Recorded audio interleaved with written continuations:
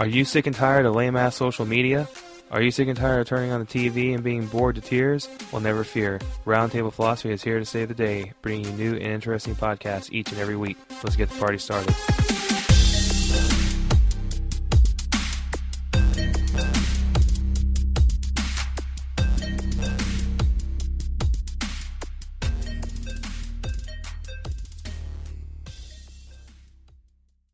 Alright, what's up guys? Tonight we're going to try something a little different. Decided to have an open mic night kind of situation. Nobody's going to be performing or singing songs or reading poetry or any of that kind of jazz, but I thought that we'd take a time to reflect and look at the past 10 episodes and see how we can maybe improve and offer something better to you guys. Haven't gotten a whole lot of feedback on the Facebook page or any emails, so if you happen to listen to this podcast, it'd be great if you could send us an email at the end of the show. I'll give you all the information that you need so you can reach out to us. Now I'm just going to turn it over and let's see where it goes from there. You was asking us earlier about, what ideas do you all talk about? And I was thinking, something that's currently event-based because it's fresh and people will already have an opinion about it already. Like, for example, you did something about, about the whole religious thing that popped up a few weeks ago. What religious thing are you referring to specifically? The religious law. The freedom of religion law, something like that happened in Indiana. Yeah, the RFRA stuff? Yeah. So what about it? Like, I think I heard what you're saying because there was a current event. It happened, not long ago when we did the podcast. It was, fresh. So you're saying to do more current events? Yeah. Or to keep doing current events? Yeah, keep current events. Gotcha. All right. Yeah, I think current events are really good. It's just kind of hard to choose which ones. I mean, depends on who's in the spotlight. You got planes crashing, Kim Kardashian's ass breaking the internet. You had to put priorities, right?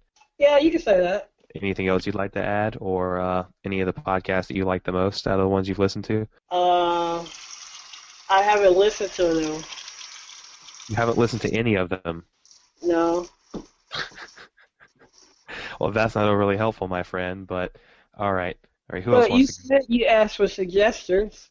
That is true. I did ask for suggestions, but it'd be a little more helpful if you had listened and knew, I guess, what to kind of provide suggestions on. I mean, feedback's always appreciated, but if you haven't listened to any of the episodes, then you don't really know what exactly we've touched on other than what little bit you've listened to when you participated. Yeah. But that's all right. I won't hold it against you. I think it would be fun to do a follow-up on the Sweet Cakes episode.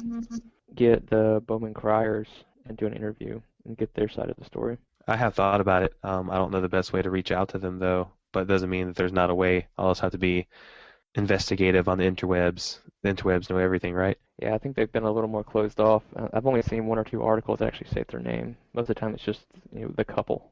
I think their lawyer has made a point for them not to speak on anything until it's all said and done, so I don't know how long that'll take, because Aaron didn't really give us a specific timeline of when things would wrap up. I mean, this could be going on for a long time, so I don't know exactly when we would be able to get a hold of them, but do you think we'd be able to reference it a year or two from now? Probably. I think it's going to be going on for a while, so, I mean, it's... at a minimum, it's at least under 30 days, right? And then there's no telling how many appeals are going to happen. Right. So we can probably come back to it, a little while after it's over. Is there any particular one that you've liked the most? The RFRA episode just keeps giving on my Facebook. Does it really? Yeah. It's not the episode itself, but the topic comes up a lot. And I think we touched on a lot of really cool things with that. And it's even come back up in this podcast a couple of times. Right. So part of the thing that I'm seeing is some of them are reaching 300 plus people, but I don't really know what that means. Do you kind of understand how Facebook does reaching? I'd have to look at it more though. I could probably sit with you with the going through the ads and whatever else there is that you have metrics on. Right. Because I mean, if somebody clicks it and it opens, is that considered being a reach, or do they actually have to spend some amount of time? Oh, hey, David, what did you want to say? Hey guys, can you hear me? You're a little low, so I don't know if you're far away from the mic or not. Sorry about that. Is this better? Yeah, that's better. Yeah, sorry, I'm trying a different microphone tonight. I thought it might clear up some of the issues. But, yeah, so the way that Facebook advertising works, because I've had to do some of it through the website that I'm still working with, they have engagements and reaches. And reaches means that somebody somewhere in their Facebook feed sees the post, that it gets to a certain number of people and they visually see it. And then engagements are if they comment, if they like, if they share, if they click the link. And that is how, like, the number of people who are actually doing something and listening to the content. Reach is important because the more people who see it, the more people are aware of the content, what it is. But you also want to focus on engagement too, which is actually getting people to click the link or getting people to share it with their friends so that more people see it as well. So it's kind of Facebook's system for determining this is just how somebody took a look at it, and this is just, this is the people who actually did something practical with it. So that's the distinction there. Gotcha. Now, I was doing some research because I would really like our audience to grow, and I've looked at the analytics a little bit and the data from the ad that I ran. It looks like it's steadily growing, but I would like it to get even more expansive. So one of the suggestions was getting connected with a particular type of group, and somebody even has suggested to me finding like maybe a college group of some kind to tap into, I guess, on different campuses or whatnot, or find people that have a wider reach and present stuff to them, like the Daily Signal article that was posted that kind of spawned the interest of getting the Klein interview, the owners of Sweet Cakes. I just contacted them through their business email, and then I got their personal contact info. So I reached out to the Daily Signal particular person that published that article and a couple other people. I haven't gotten anything back, but I guess what are some other avenues that you can think of to get our content out there and get people to check it out at the very least? Well, I think you're on the right track as far as trying to contact and work with other organizations that are more recognizable to the average person. So, like if you were to actually get someone who was with the Daily Signal to interview or talk on the show, then they would, in turn share it with their audience, which would then get some of those people to bleed over into our audience or this audience here, and it would feed in like that. So you'd give them, a chance to speak smartly on a topic, and then they would hopefully send a few people who like the way that the format was run over here to work on it. Of course, the downside is that if you do, like misfires on those and it's not a good speaker, or conversely, if they come on and then for some reason the show's kind of a dud or whatever and they don't like it, then it can break those relationships down and make it harder to forge new ones later. But, if it's a positive thing, I think you're on the right track. Right. I think it's just really a struggle in the beginning, but I've been reading some of the questions that Jason has brought up. I think one of them is, what stuff that we have used to go wrong have we thankfully corrected? So what did you mean by that, Jason? Like as far as technical difficulties, finding content, the way we presented information? Yeah, anything. I mean, like we know we switched to Hangouts, which has helped a lot on just being able to understand one another. The Hangouts on Air has the automatic backup basically to YouTube, which is a useful feature in case your computer crashes. That is true. And it also has the nice chat feature so that everybody can kind of say, hey, I'd like to say something without talking over. Because I know in the earlier podcasts, there were some issues where somebody would be speaking, somebody chimes in, and then whatever they said got completely merged together, and there was absolutely no way to separate the audio. I don't have a fancy enough mixer to really electronically do it because, for one, we're not all in the same room. So if that was the situation, it'd be a little easier. But I did struggle quite a bit in the beginning to make the content sound good, in addition to making it intelligibly understandable. I went and re-recorded the questions for the last podcast because I don't know what happened with his mic, but there was some problem and you just couldn't hear what I asked at all. So it was almost just like he was talking to himself. And like I said earlier, I was kind of tired when I recorded it, so it didn't sound very good. But at least you had clarity, which hopefully helped. Yeah, I think having the chat helps a lot. That just keeps things much more organized. Another thing we've learned actually is we gotta remember that listeners don't know the chat exists and have no idea what we're saying in it. So I know we had a couple of times we had people just respond to something in the chat as if the listeners would know what it was, and I think we've corrected that pretty well. Which, speaking of, I don't have the Q&A thing pulled up. I'm so terrible about it. The thing that I don't like is that you can't have multiple things open. So like let's say I want to look at the chat and see what somebody said in case if I miss something because the conversation was happening too quickly. I can't look at that simultaneously and look at the Q&A. So it says we have one viewer. So if you're listening to this viewer, please ask a question. We'd love to hear some feedback, some input. If you hate the show, that's fine too. No hard feelings. I mean, you got to suck before you get better. So, this is kind of your time to really raise some awareness in case if we're just not doing a good enough job. Hey, Amanda, you've been kind of hit or miss throughout the series. So what little bit you have gotten to listen to and participate, do you have any episodes that you liked in particular or any that you didn't care for? And if so, why not? I like the gun control one. I think that was probably my favorite one that I got to listen to.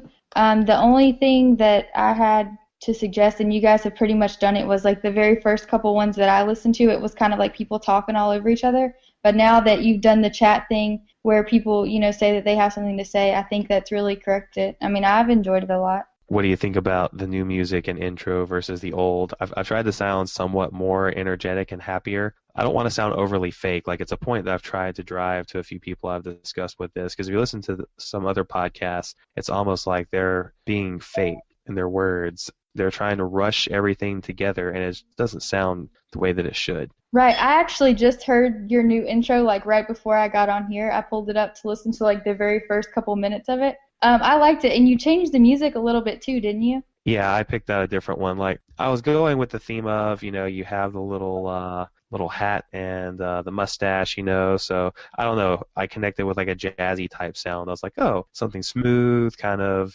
relaxing, but I was like, it sounds really lame and it needs to be more impactful. So I thought some kind of electronic type rap style music or something, something that was catchy enough, but at the same time it wasn't boring. Yeah, I like the new one. I thought it was happier. It sounded happier, I guess, than the other one, if that makes sense. Yeah, and it's a little louder, and it's not as, I guess, droning per se. Yeah, I would have described it as a little more upbeat. There we go. I definitely like it better. It's a little more energy to it. Right. Now, one thing that I've been struggling with is, my dad will call me and he'll say, who are these people that you're bringing on? And why is it that you're always more quiet than the rest and everybody else is so much louder? And I think part of that is because I've tried to not make my mic overpowering to everyone else, because I use a mixing board, so I can kind of bump up the gain or the volume a little bit, and that'll kind of be a little too loud sometimes. So I haven't found the right volume, but I think I'm okay now. Plus, it helps that I'm a little closer to the mic. I think what I was trying to achieve in the past was to sit back more comfortably and then just talk louder and hope that it picked me up, but that's a pretty poor attempt in my mind. And then, the audience, I don't know if we've really defined our audience. He's like, who are you talking to? It just sounds like you're just putting crap out there for anybody to listen to, and it's kind of what I'm going for right now. I mean, I don't know who specifically I want to target. I just like talking to people and having conversations. I mean, we have a diverse group of people, so I guess if everybody wants to kind of go around and take a minute to introduce themselves and, maybe share a few things that they're interested in, that'll kind of let people know who everybody is. Like, we can't do it for every single show, but it would be nice to kind of be like, hey, this is so-and-so, this is so-and-so, but we never know who's going to be on, so, having some kind of static way of doing it is a little tough. Yeah, I still kind of wish we would at least introduce our names at the beginning of each show. We do Right. use them during the show. But there are also no pictures for anybody either, so most of the time I think people are going to be listening. I don't know how many people actually check out the website, but I don't know a good way to make connection of an image to a voice. Yeah, I've got a couple other podcasts that do that, and they just put their name and their bio info and whatever else on the podcast website, and then you just have to kind of connect. You go like, hey, I'm Jason, and everybody just like goes around the table at the beginning and says their names, and then you can go to the website and kind of correlate the two. Hey, Ryan, did you want to say something? Because you unmuted yourself. It was by accident, that's all. Oh, okay. I didn't know if you wanted to introduce yourself. But since we're at it, why don't you go ahead? You can be the first. Well, what can I say? I am the Ryan. I am on here pretty much every week. I'm one of the main guests and initial podcast within the site. I do enjoy talking about our topics. I do wish we would have a little bit more spontaneity with things that happen within the podcast. Not to always be so serious, but that's just my personal opinions on that. Very good points. Everybody's going to have to go, so whoever fears going the most has to go next. I guess I'll go. Okay, David. David, you go. All right. Well, my name is David Giffen. I am not a core sturdy person, but I know Jason, the co-fearless leader, I guess, pretty well through some of our shared medieval reenactment hobbies. And I'm a law student. I have a degree in theology as well, and I am the deputy editor-in-chief of a website called thecollegeconservative.com, which does news, analysis, opinion writing for, by, and starring college and graduate students. So I have a little bit of all of the kinds of things that the podcast deals with, and I was very excited to come on when we did the RIFRA talk a few weeks ago and share my insights, as it is kind of the intersection of all the things that I'm doing right now. So I agree that the podcast could probably figure out some better ways for making things more natural, having a little bit more levity and spontaneity, but I like the fact that it deals with serious stuff, because sometimes you need to have a fun way to talk about real-world problems that's not just news anchors and talking heads beating each other over the head with the various points they want to get out there. So I like this about the talk we've got going here. It is a little bit more of a place to more lightly reflect on serious issues. So that's my $0.02. As long as we aren't turning into Bill O'Reilly or Nancy Grace, I think we'll be all right. Yes, neither of them need to be brought to this format. Thank you. We'll do it live! That's right.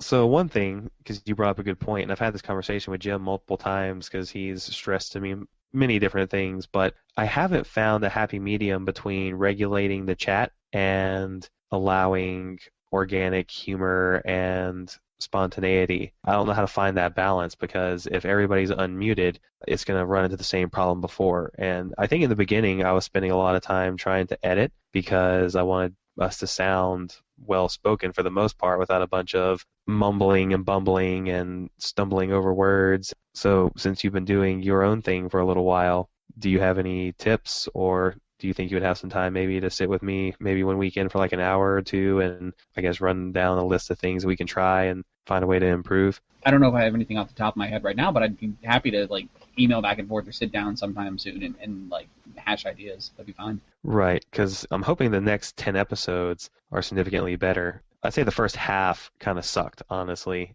but the last half got exponentially better, especially when we brought the Kleins on. All I did was just say, hey, are you interested? And they're like, yeah, sure. So I was like, oh, well, all right. It's surprisingly easy to, when someone is passionate about the thing they want to talk about, you know, if you come to them with a halfway serious proposal, it's surprisingly easy to get someone to work with you. Like I'm currently trying to plan out an interview with Chris Barron, who is the head of Go Proud, the gay, lesbian, bisexual, transgender Republican group. And he was really chill. He came and spoke at a school event, and I walked out to him afterward and shook his hand. I was like, hey, do you want to do an interview sometime? He's like, absolutely. So it's really easy when someone's passionate about what they're doing to come to them seriously, and they'll take you seriously. It's really fun. I don't know if you remember the Sandy Hook episode we did, but the guy, Brian, he used to be my neighbor. Anyway, he showed me a podcast that he had done with Chris Perillo from Tech TV, and I thought that was really interesting that he got somebody of that caliber on his show, and apparently there's some website that they both participate on, and they somehow connected, and he was able to get him. I know that Jason's a big fan of Tim Ferriss, but you know, in his 4-Hour Workweek book and some other stuff I've read, he talks about how I think there was a course or something that maybe he taught or something he spoke on where he basically forced the students to go and find people of higher caliber and get their attention and ask them a question, have them respond. I guess it just really comes down to what's the worst that's going to happen? They just say no, or they don't respond at all, and in that case you just keep hounding them until they give you some attention. I mean, but you have to make it worthwhile. You can't just be like, hey, I think you're cool, and you know, write 5 paragraphs of why they're awesome, and you know, you just need to keep it clear to the point and be serious. And I think, as you had said, a lot of people will be more than willing to actually participate.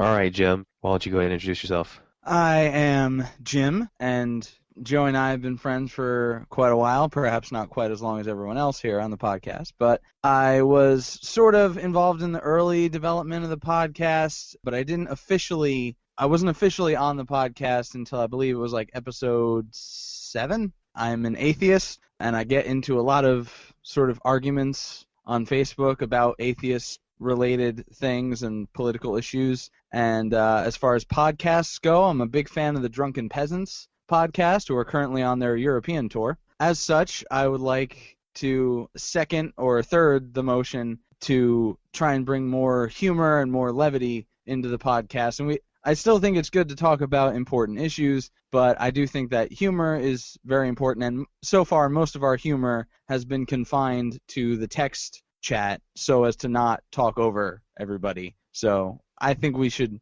find a nice way to sort of balance that out so that we can get some more humor in the actual podcast. I do agree with all of you. We need to make it more humorous. Like, I love cracking jokes just like everybody else. And actually in school I used to get in trouble all the time, and the teachers would, stick me in closets and whatnot and segregate me from other people. And they're like, can't you do anything but be a class clown? I'm like, well, I have all A's and I get all my work done, so it's not like I'm a bad student. I just think things are silly. All right, Amanda, you're up next. Okay. Well, I'm Amanda. I've known Joey for a while. He was my neighbor when I first started school at Auburn, and that was how I met probably at least half the people that are here now talking. But I work in accounting. I'm currently going to school to finish up stuff so that I can take the CPA exam, so that's exciting. I have 2 dogs and a cat. I don't know what other information I could tell you. Is Matt home or is he still gone? He's still at work. I'm married to Matt. He's been on the show a couple times. He's in the Navy. He has a background in engineering.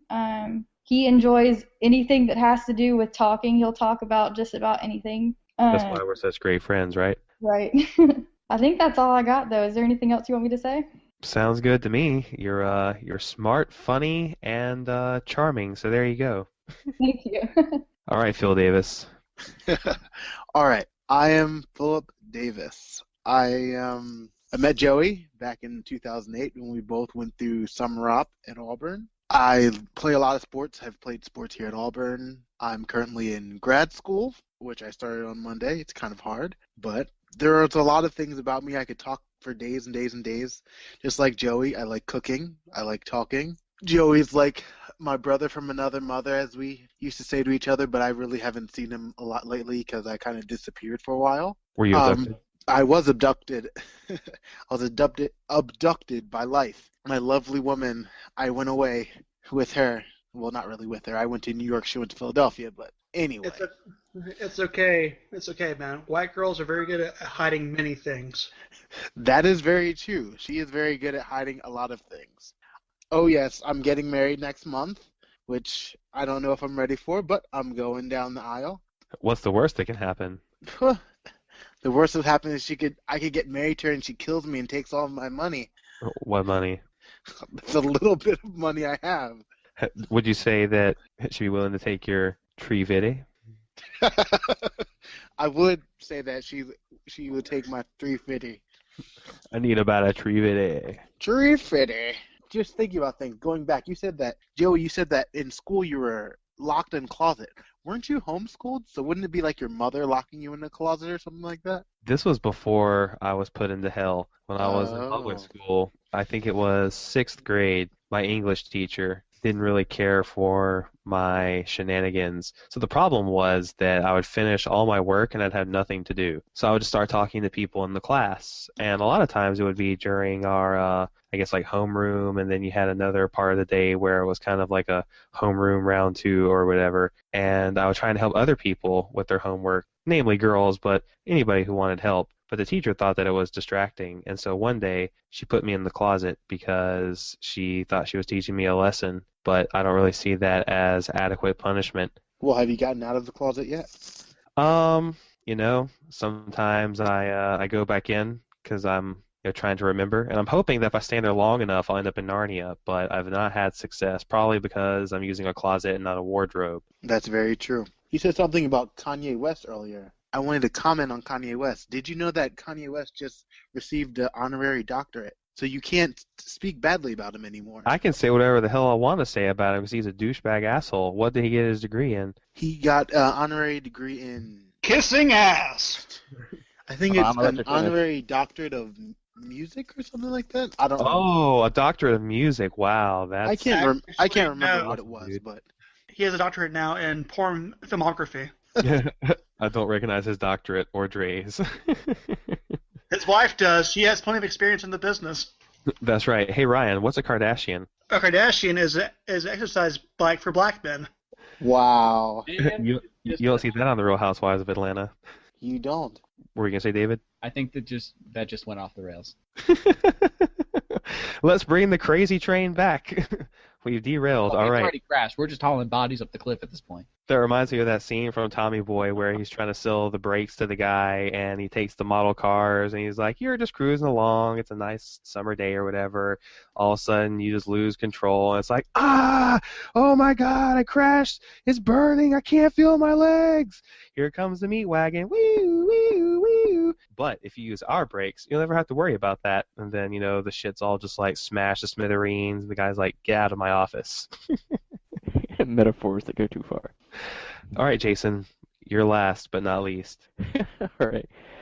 I'm Jason McD, and most of my time is spent creating commercial software, but I have a past in visual arts and consider myself a, quote, aspiring polymath. The rest of my time kind of split between learning and practicing whatever my interests du jour are. In the past, that's run the gambit from video games, travel, entrepreneurship, philosophy, psychology, religion, physics, movies, music, sports, fitness, writing, just all sorts of crap. But lately, outside of software, I've been focused on meta learning, rock climbing, and topics for this podcast. So what you're saying is you're a Swiss Army knife that's really just a butter knife. With a whole lot of butter. I specialize in everything, is my intent. So you know 1% about a lot of things. I tend to learn 80% about a lot of things and not bother going to 100% on any one thing. Oh, So Pareto. what you're saying is that The Librarian, the movie, is pretty much your life story. That would be awesome. I could do that. And you constantly jack off to it, don't you?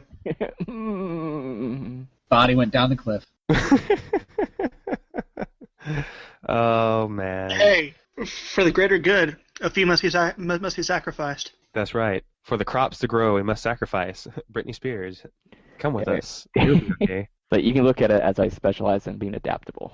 That's about the only thing I focus So a I- lot of my energy on. So pretty much, you wish you were MacGyver.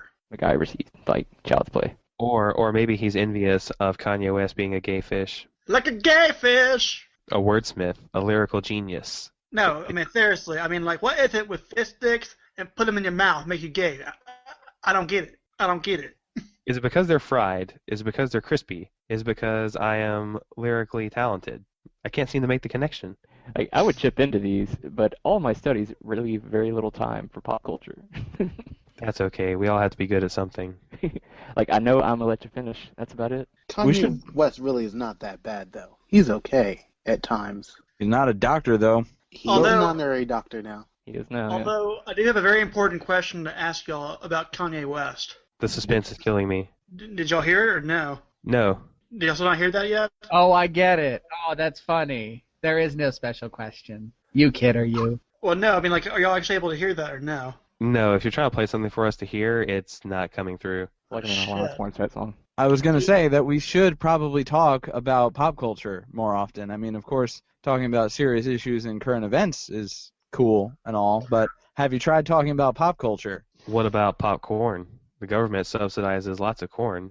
Yeah, that's the corn lobby, and that's why high fructose corn syrup is in everything, but yeah. And Massively why cheaper than ethanol is sugar. still economically profitable despite its terribleness as a fuel source. Well, Vic, we can just use your chicken grease and pour it in our cars, and it'll run just fine. Well, surely it ain't fried chicken. Was that a black joke? It wasn't geared towards you being black. You just like to cook a lot of chicken. So how do you fry chicken? With grease. I don't fry my chicken, sir. I cook that shit on the grill, or I bake it, or I put it in the crock pot. Everybody want a piece of my chicken finger licking. Fry that chicken. Fry that chicken.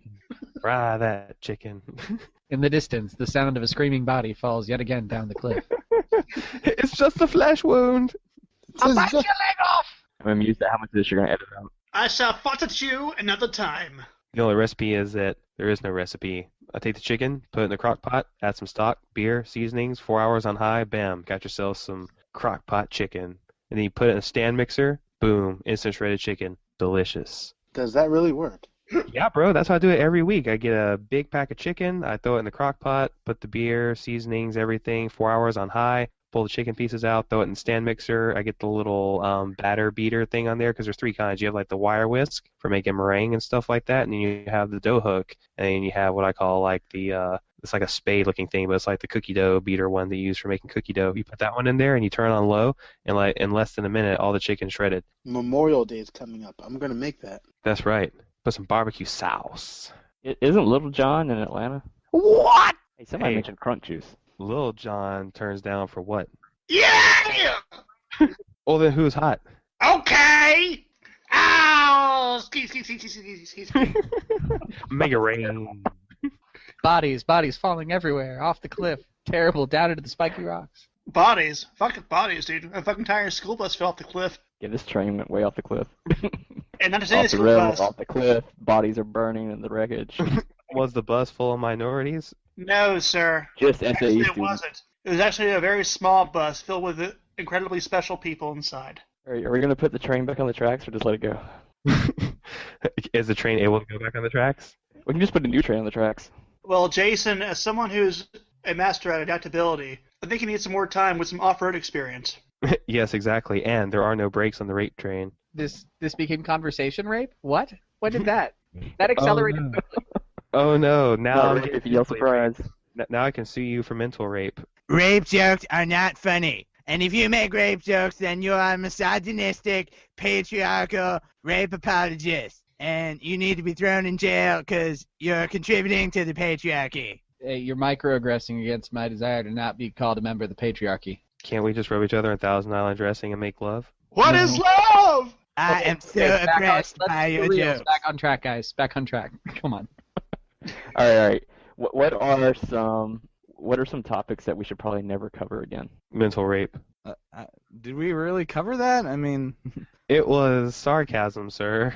we had the... I mean, like, I'm pretty sure that we covered gun control, you know? I don't think we covered gun control. I think there's a lot to be said about gun control. Yeah. How about we don't do, we don't entertain conspiracy theories anymore? I can second that. I will third. You're a conspiracy theory. Well, Conspiracy against considering conspiracy. the entire podcast was pretty much that dude talking, and we only had, like, maybe 5 to 10 minutes overall of our actual thoughts. Well, hey, look how many minutes you're getting now. See, it all comes full circle. It's not even that, dude. It's just the fact that that podcast is mainly just listening to him the entire time without actually nothing to change or ebb the flow of the entire podcast until almost the very end. Well, hey, now you know if Sandy Hook really happened or if it was a hoax, right? Not I really. saw no compelling evidence that it was a hoax. Like, it was just a lot of hearsay, and that's kind of weird, isn't it? Yeah, and I looked up a couple of things he talked about afterwards, and they're like pretty standard explanations from officials about why they, did medical reports a certain way or why they demolished the house afterwards. Like all that kind of stuff was readily explained. Why did they demolish the house? Was Michael Jackson haunting it?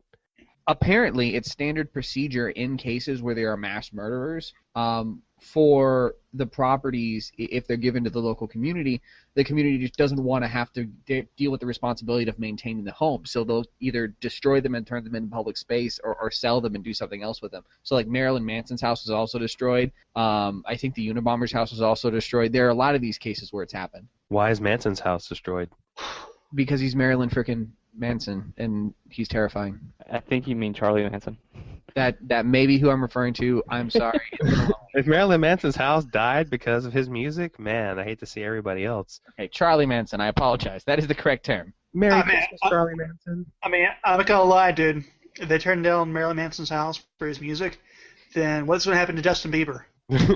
And I Ride say, alone. baby, baby, oh. I'm just saying, putting it out there like that.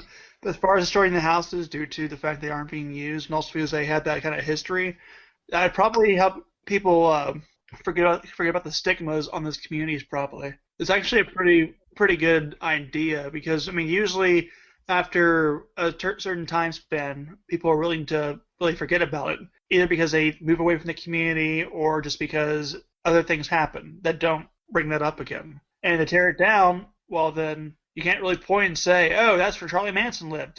It's like, where?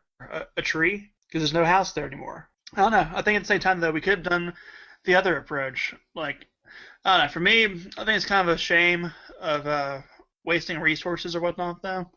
Like, say, for example, you have the wars in the Persian Gulf, Iraq, Afghanistan, whichever one you want to call it. And I remember Robin Williams saying before in one of his sketches, or not though, how it's a shame that we don't use our own maniacs to combat against the maniacs over there. And I'm saying just how much how much easier it'd be if we just let Charlie Manson and the Unabomber and Kaczynski and all of them just take full charge in the entire thing and let them go at it. But I don't know. I mean, it's pretty morbid if it actually happened. But at the same time, kind of like, well, technically it's a good idea, but it's not.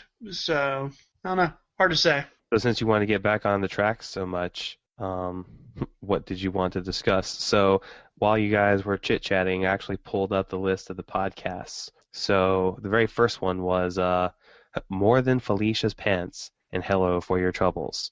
Then we had, I was trying to figure out the whole SEO thing, and I had it as Lynched, Cutting Down Racism, but I don't know why I didn't leave Lynched in there. Anyway, that was. And then Ryan had Sprinkle Machine Mountain. I think that's probably the most unique title aside from maybe the one about the title involving the witch doctor. Then we had Two Gun Controls. We had Religious Freedom, Sandy Hook, and Justice for All. Then we had Sex is Cool, but Have You Tried Rioting, which Jim came up with, and that was a pretty awesome thing for making the image for the article. So if you're scrolling through the site or if you look at the slider, it has a very action-packed Snickers advertisement. It's like a Michael Bay movie that doesn't suck. Exactly. Clover's Rise of the Fallen was a masterpiece. Don't you ever question it.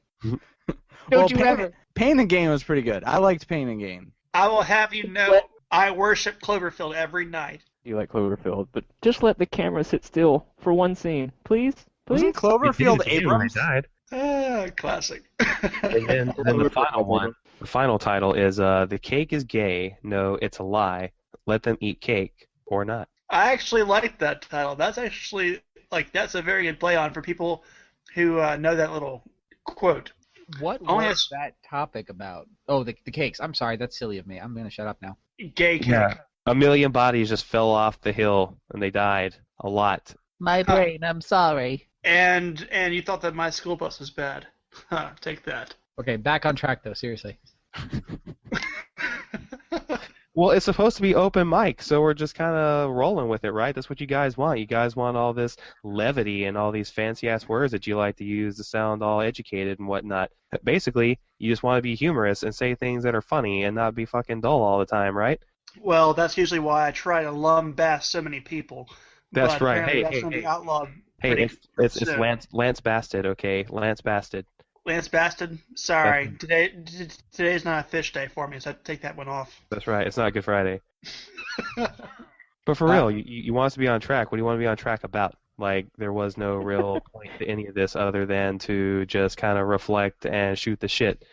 People have said we need about topics and what topics we wanted to do in the future and what topics we didn't want to do, and reviewing what topics we topicked was generally relevant to that end. What about Lance Bass? Is that a topic? Who's Lance Bass? I think it can be. As long as he has a fish in his hand, he hits people in the face with it. That's what I'm going to be for Halloween. I'm going to dress up as Lance Bass, and we're going to hit people with a big-ass fish. Which means you're going to eat plenty of gay cake, too, while you're at it, right? Should I put the title on the cake? The cake is gay / lie? And then give it to your victim and say, you've been Lance Bassed. Yes. So, future topics to get back on track, because David's trying so hard to wrangle us back in. We're like the sheep, man. You know, you left the gate open and we're just wandering away. Bah. Bah means no. Bah. But anyway, future topics. So I know I want to do something pertaining to religion at some point because that would make Jim so happy, almost like having a wet dream, because he could go and give his atheist view and rage against all the Christian extremists that he hates so much. Yes, I would rather enjoy that. In fact, it was kind of interesting because I was going to bring up the fact that the cake episode was interesting because of the interview portion and talking about the case and following up on it afterwards. But one thing that I sort of didn't like about it was the fact that podcast spawned like so many disagreements between you and I on Facebook when we were like talking about it. We would get into arguments about vocabulary and stuff, which I just naturally try to have a robust vocabulary. Like, it's not like I'm trying to sound smart, but especially when I'm typing, I like to think of, words that I could use to sort of make it more interesting to read. I think that was one of the things that we were disagreeing about on Facebook. So are you saying that you like to play a game? I like to play word games. Do you need a wake-up call? Listen, I'm sorry, but I just have a basic propinquity of expressive vocabulary. That's just how I am. Sorry. Listen here, Lance Bass. No one needs your snarkiness. I'm all for using the minimum amount of syllables to convey your idea. But, on the religious topic, that same episode spawned some arguments in the chat over the provability or disprovability of religious beliefs and claims, and that probably would make a good episode, I think. Oh, yes. I have the weirdest boner right now. I'm not sure how to take that. As the theologian in the group, I'm really not sure how to take that. That he has a big boner, or that the only black guy who's So left? pretty much, Jim is the virgin boner. As far as you know. Well, there's the Virgin Mary and there's the Virgin Jim. As far as you know. I Hey, think whatever he calls his hand at night is none of your business. Then again, he is the leader of the Jimmy Dean Sausage Corporation. So Bodies falling, screaming down the cliffside again. Okay, bring you back on track. No, help me! No, Mr. Bell! with all these bodies falling off the cliff, isn't there some kind of law preset to fix that situation? It may offend my religious beliefs, and then we'll have to check with the statutes of the state. It's illegal to fall off a cliff. Yes, punishable by death. Oh, wait. Too late. but marriage is Suicide also... is punishable by death. Yeah, speaking of punishable by death, marriage is another one, because I saw this infographic type picture, and I don't know if it was something that you shared today, Jason, or if I just happened to see it, but I know that somehow we connected on it, and it was pertaining to, people like to quote Leviticus in regards to same-sex marriage, but at the same time you have other things, which we also touched on last week about, like, I forget how it worked, but basically if you raped a girl and she was a virgin, then you had to marry her, other stuff like that would all tie in, but we don't practice any of that other stuff. It said in the Bible something about if you rape a woman who's a virgin and who is not betrothed to someone else already, you have to marry her. She has no say in the matter, and you have to pay her father 50 shekels for quote-unquote property loss. Which is kind of interesting, because you're pretty much equating a virginal barrier to 50 shekels. 50 shekels of gray. Leviticus was.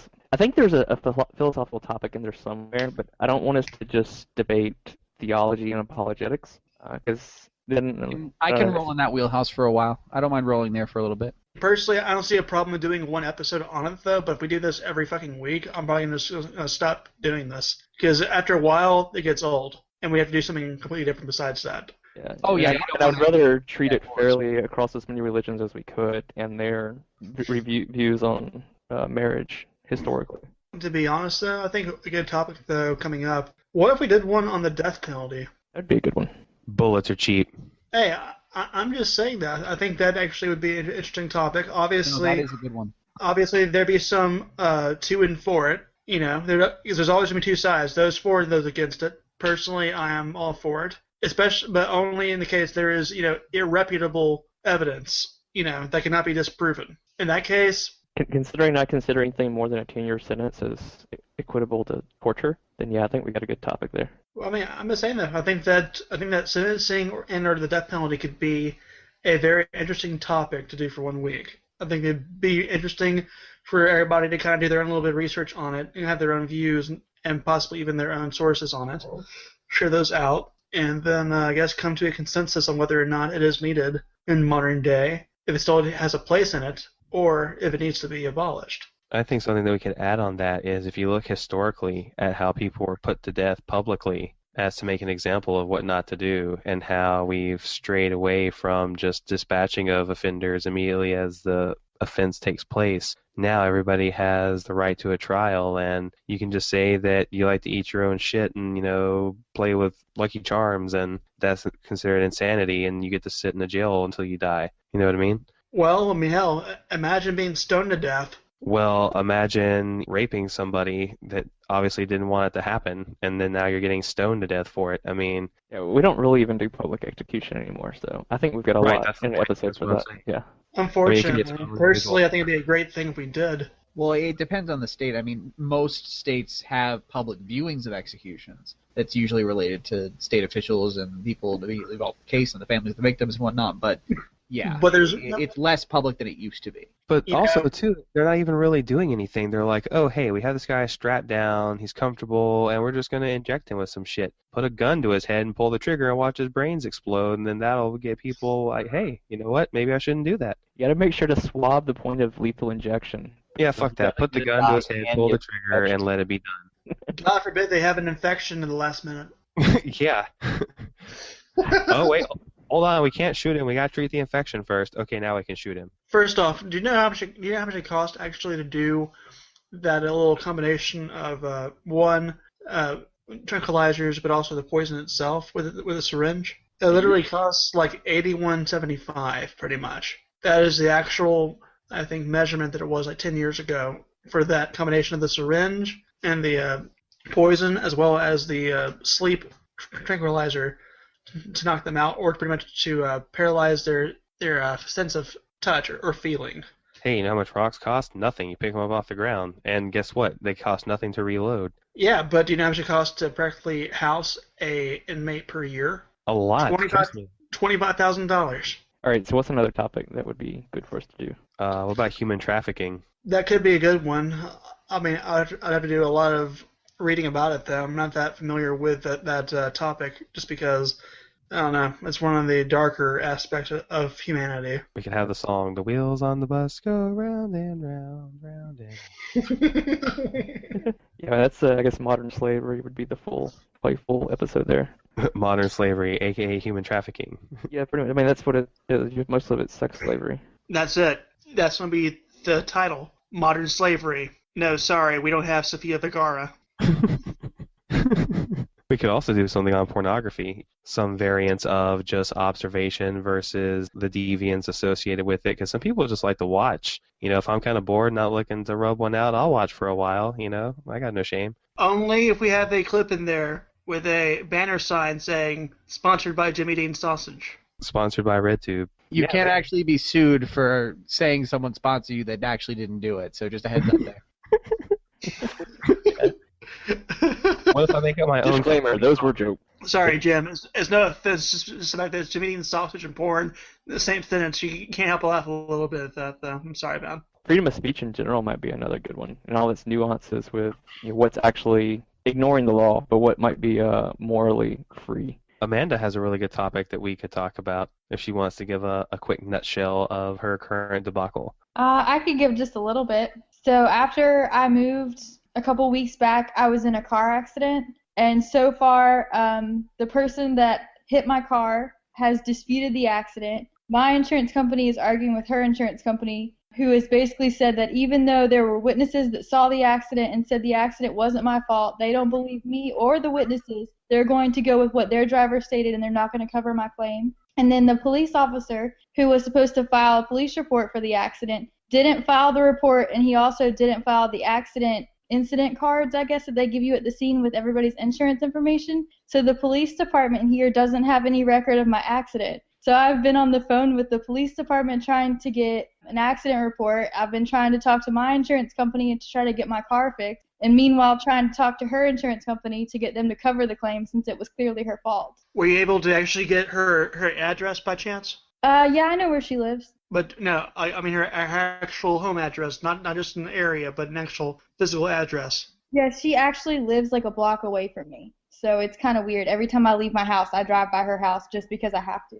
Well, there are things like that for insurance that have those kind of precautions put in, just so you know. And if you have a witness or not that, and have a track of a witness who was there, that gives you a leg up. I'm telling you this though as a insurance person. Yeah, like, after the accident, I thought about it, and I got their information. So I was the one who gave their information to the police officers, and then again to both sets of insurance companies so that they could talk to them. So you still have the witnesses' information though, right? I still do, yeah. Keep it. You're going to need that. Eventually they're going to go to arbitration regarding the issue. Because your company feels strongly enough on your case, they will act for you and place arbitration order. Right. And the other company will have to show up. Or if they don't want to do arbitration and you go to court, you'll have to subpoena their testimony. Right. I've done that, and I also filed a complaint with the insurance commission because of the way it was handled. And their insurance company is like, I don't care what you said or what the witnesses said. we don't believe you, and so we're not going to cover it. So I filed a complaint because they didn't give me any reason why they didn't believe it. They just said there was no way that it's true, even though it clearly is, if 3 other people said it, you know? So do we have a Who is the other philosophical company? podcast topic in there, or is it just legal? How about this? Social responsibility. Who actually gets blamed and has to bear the brunt of responsibility for anything anymore? Whoever Obama likes the most at the moment. Exactly. Kanye West. That's beside them. Kanye West has to bear responsibility for all our sins, for he is God. Thanks, Obama. Sorry, David. I couldn't help it, though. It was just too perfect not to say it. No, it's fine. That was actually a decent idea, because there's a lot of things about social responsibility that are coming up in the news, like, whose fault is it for riots in the streets? Is it racism, or is it the people who are rioting? Or whose fault is it for, insurance in society, or for taking care of themselves, for healthcare or automobiles or whatever? Is it the company's responsibility? Is it your responsibility as an individual? Is it the government? Should they take care of all of it? Like, who's responsible for anything? Like, that's a really big, broad one, actually. Wow, broader than I thought. Tangent to that, what about the possible impacts of autonomous vehicles? Can you say South Korean hackers or North Korean hackers for Kim Jong-il who pretty much hack your shit, crash your car for you, and kill the Americans? The end. It's actually already been demonstrated that you can hack certain smart cars as it is and cause them to over-accelerate. It's called iRobot, people. Come on now. Yeah, actually, most of the Bluetooth connections in cars are very insecure. Maybe they need red tooth. No? No. Wah, wah, wah, wah. Oh, hold on. There's a sound for that. Hold on. Sorry, Joey, but Red Tooth is not Jimmy Jameson approved yet. Give me that sad trombone. Sad trombone approves. Okay, who's the guy in the Trayvon case? Because he just got shot at in the news like the other day. George Zimmerman. Yeah, George Zimmerman. Yeah, he got cut up by glass when somebody road raged his window out. You know why, don't you? He flashed a gun at them, was what the guy said. And so he was feared for his life and just went ahead and shot at Zimmerman. Nah, dude. Zimmerman had the last Skittles. Road rage, man. That's what happens when you try to make lean. You get shot at. Okay, that's pretty bad. I'm not going to lie. That's awful. What? Shoot the rainbow? What? Dude. Okay, wait. 1 million buses crashing off the cliff. David, so We're under the pretense none of you are left to crash. David, like, what was the worst part though of that? Oh, I mean, it was so many dark things about the Trayvon Martin case all wrap up into one off-color joke, and it was just rough. Here's my question. Did the sale of hoodies go down during the time of his death? Well, Net considering sales and click sales. actually, yeah, it wouldn't matter anyway. Though, hell, at the time it was in the month of August. It was still in the hottest part of the year, so hoodies would have been selling that much anyway at the time. So It's like- stand your ground laws and related laws were probably a good philosophical topic. So I'm guessing it's safe to say that Halloween wasn't the same that year? No, that's pretty dark, actually. Trick or treat! Hands up! Don't shoot! Don't tase me, bro. Don't tase me. So maybe that's something else that we could talk about. There's been a series of stories of these police officers that have just lost their shit. They freak out and just start shooting like it's the Wild West. Sometimes they have a reason to do so, but emptying an entire clip into somebody, that seems a bit extreme. Follows me every time. It's a magazine. It is, in fact, a magazine. Well called. Fair point. Then again, I don't know. This entire thing with the police, I'm really surprised people were just so upset about this shit now. This has been going on for centuries, even then millennia at that. I mean, hell, look back at biblical times. Sorry, Jim, don't get pissed at me. But they had a group there pretty much called the Pharisees, who were, in fact, pretty much Roman policemen in the Jewish settlements near Jerusalem and such who enforced certain laws and culture aptitudes onto the people. That was what they were charged with doing and such. Not that it was really fully legal as far as modern sense goes, but at that time, that's how it was. I mean, dude, hell, that's what police do. There comes a point, though, when serving the law and actually thinking you are the law, that is the actual problem with police. And the fact is, it can't be fixed for one simple reason. We are human, we are imperfect, ergo, there will never be a final solution for the end of police brutality. But we can definitely get better if you compare the United States to pretty much any European country, compare our police forces. I think I saw a stat that's like, we killed more people in one day by our police forces than all of Germany did last year. And they killed how many Jews in the 30s and 40s compared to us? That doesn't count. That's a whole different story. Oh no, sir. It's all reliable. The fact is, one, you look at the country size and control. Comparing the U.S. population size to Germany's, that's laughable at that. Germany Yeah, I'll has give how you many that. people right now? Like Quick Germany has comment. how many people right now? 80.62 million, so about, what, third, or a little less than a third of what we have? Try a fourth, dude. The United States has over 320 million people, if not 360 million, close to it right now at least, and we're still even growing at that. So comparing Germany's numbers to ours is not even close to being as far as statistically accurate. I mean, that's not really even a fair comparison. Now, if we were killing more people in China, then I could say, well, that might be a little bit bigger of a problem than we thought it was. Yeah. But China may be a hard comparison. Definitely, if we look at some of the... But that's my main point, though, dude. I mean, like, when you say have someone like China, who we know by all means outnumbers us with no surprise whatsoever across anybody's face, and we have higher totals of death than that, then we know that there is a serious problem going on. Yeah, but we But also want to look at a country that has a similar crime rate, and we'd probably want to compare states and not countries, just because the United States is so freaking large. at the same time, they also have to look at how accurate the numbers actually are in this country and also the other countries at that. I mean, dude, like, there are things that get covered up all the time, whether by local police or even federal or so agencies, man. Like, that's what happens when you involve government into civil affairs. Yeah, You all have I'm hearing things that are is we have a black. podcast topic. I'm just saying that. On that we have a wide selection of podcast topics related to this particular issue. I'm just saying just how it kind of is, dude. There are so many things that go on that are hidden that we don't know anything about. And even then, if we do, it's all speculation at the time, unless it can actually be proven with evidence that has been found that was hidden at one time, or that we have a whistleblower. Yeah, I That's completely just- agree. And I think Oh, if yeah. cops ate more Skittles and donuts, then Trayvon Martin might still be alive. So one thing I thought that'd be interesting is, I'm sure election season is going to be rolling around here, sometime in the future, and I never quite understood how the whole voting process works and, how they determine, I guess, who is set to win and all the different terminology that's associated with it. So I guess if anybody is an expert, maybe we could chat about that whenever it's closer to time, because I was I've trying to get my mind. actually studied a little bit of election law, so I could talk about that some. Right, because you have like electoral votes, some other kind of votes, and then some states are more prone to lean a certain way, so it doesn't really matter what certain things are. It seems kind of crazy, but I think that'd be a very, very appropriate topic to do, especially when it comes to that part of the year, which will be fast closing anyway, because they're going to be running primaries probably in the next few months because technically the actual run doesn't start until next year, but all the primaries are going to start happening within the next 4 to 5 months, pretty much. And with that coming in effect, you have party politics taking into account, including fundraising, including cross-party differences between. You'll have Republicans who are actually moderate or not biased towards gay marriage. You'll have some who are hardcore against it, where you have some Democrats who are pretty much, hey, let's go full on, let's not do any military funding whatsoever. And then you'll have some who are kind of like, are you retarded? We need that. So it's going to go down like it usually does. It's going to be a big cluster going around. And eventually, there'll never be an actual favorite by any means. You'll simply just have a douche and a turd, and that'll be the end of the vote. right. Yeah, along with all that stuff, we could get into the third-party systems as well, and the debates.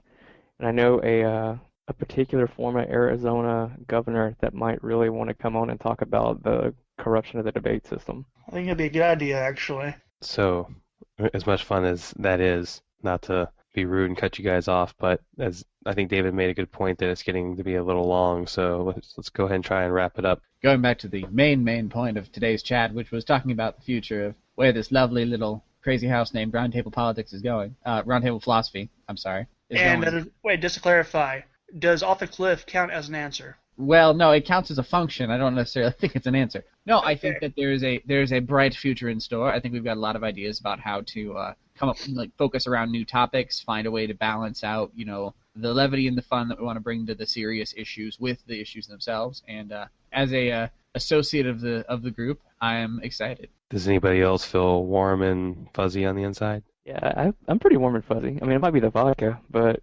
otherwise, I'm feeling warm and fuzzy on the outside in my pants. You should get that And checked out. then he did in his pants. Jim, how many times have I told you to stay out of the mayonnaise jar? I was bored.